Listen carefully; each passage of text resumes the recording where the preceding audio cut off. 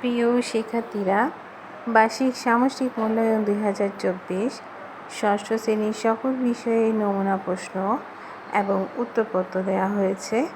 তোমরা এর মধ্যে সকলে জেনেছ যে বার্ষিক পরীক্ষা 2024 অনুষ্ঠিত হতে যাচ্ছে।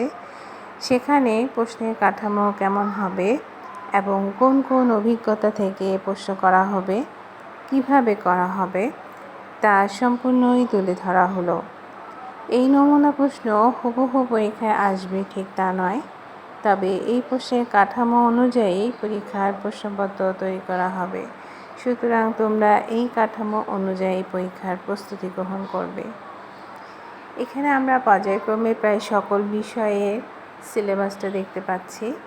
তবে আমরা প্রায় প্রত্যেকটি বিষয়ে এমসিকিউর জন্য প্রস্তুত হব, সংক্ষিপ্ত প্রশ্নের জন্য প্রস্তুত হব, এক কথায় প্রকাশ এবং আমাদের প্রেক্ষাপটবিহীন কিছু প্রশ্ন থাকবে এবং প্রেক্ষাপট নির্ভর প্রশ্ন থাকবে। সুতরাং সিলেবাস অনুযায়ী তোমরা তোমাদের বার্ষিক পরীক্ষার প্রস্তুতি গ্রহণ করবে।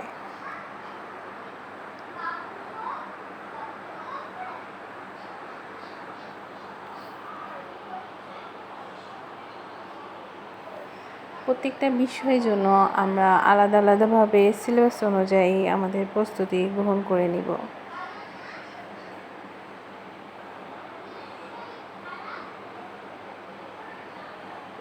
এখানে প্রতিটা এমসিকিউর জন্য আমাদের উত্তর প্রদান করা আছে, সেই অনুযায়ী আমরা আমাদের প্রস্তুতি গ্রহণ করব।